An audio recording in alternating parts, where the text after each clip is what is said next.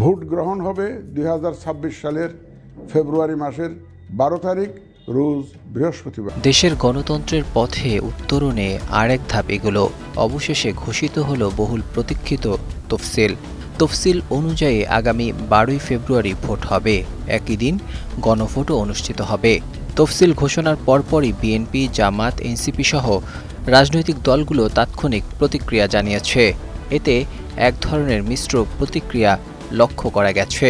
তো নতুন এবং ফিরে আসা গ্রাহকদের জন্য নগদে চলছে ক্যাশব্যাক সহ প্রতিদিন হাজারো উপহার জেতার সুযোগ। হবে আশা আর ফেরা, সারপ্রাইজ সেরা।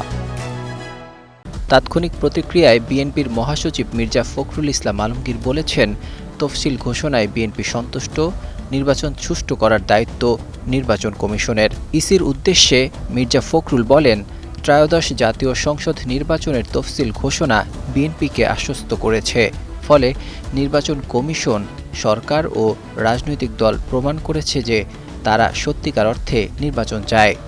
নির্বাচন কমিশন গ্রহণযোগ্য, নিরপেক্ষ নির্বাচন দিতে সক্ষম হবে এমন মন্তব্য করে সব প্রার্থী ও নির্বাচনকে উৎসবে পরিণত করবে বলেও জানান তিনি। জোটের উদ্দেশ্যে মির্জা ফখরুল বলেন, ফ্যাসিবাদ বিরোধী আন্দোলনে যারা ঐক্যবদ্ধ ছিলেন তাদের নিয়েই নির্বাচন করব। তিনি বলেন, জনগণের ভোটাধিকার প্রয়োগ নিশ্চিত করতে চায় দল। নির্বাচন হবে না এমন কোনো আশঙ্কা নেই আমার। নির্বাচন হবে কি হবে না সেটাতেও ভুগছি না। নির্বাচন হতেই হবে এবং সেটা ঘোষণা হয়েছে এবং আশা করি নির্বাচন হবে।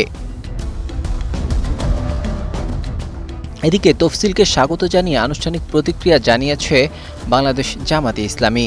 দলটির সহকারী সেক্রেটারি জেনারেল এহসানুল মাহবুব জুবায়ের বলেন, নির্বাচন নিয়ে সংশয় থাকলেও তফসিল ঘোষণা আমাদের আশ্বস্ত করেছে। ইসিকে আহ্বান জানিয়ে এহসানুল মাহবুব জুবায়ের বলেন, সব রাজনৈতিক দলের জন্য সমান সুযোগ নিশ্চিত করা এখন ইসির প্রধান দায়িত্ব। এটি নিশ্চিত করা ছাড়া নির্বাচন অর্থবহ করার সুযোগ নেই। অতীতে নির্বাচনী প্রক্রিয়া নিয়ে অসন্তোষ প্রকাশ করে জামাতের এই নেতা অভিযোগ করেন, অতীতে দেখা গেছে নির্বাচনের আগে অনেক বিষয় আশ্বস্ত করা হলেও নির্বাচন সুষ্ঠু করা যায়নি। আশা করব আগামী নির্বাচনে এই ধারার পরিবর্তন হবে। এদিকে এনসিপির মুখ্য সমন্বয়ক নাসির উদ্দিন পাটওয়ারি তাৎক্ষণিক প্রতিক্রিয়ায় তফসিলকে স্বাগত জানান। নির্বাচন কমিশনকে ধন্যবাদ জানিয়ে তিনি বলেন, আজকে সরকার এবং নির্বাচন কমিশনকে ধন্যবাদ এবং স্বাগত জানাচ্ছি। তারা ইলেকশনের তফসিল ঘোষণা করেছে। আগামী 12 ফেব্রুয়ারি বাংলাদেশে একটি সুন্দর নির্বাচন দেখতে যাচ্ছে। আমরা একটি কথা বলবো, সরকার এবং কমিশনের নির্বাচন নিয়ে সদিচ্ছা রয়েছে, কিন্তু নিরপেক্ষতা এবং সক্ষমতার অভাব রয়েছে। Desk report, 21 television.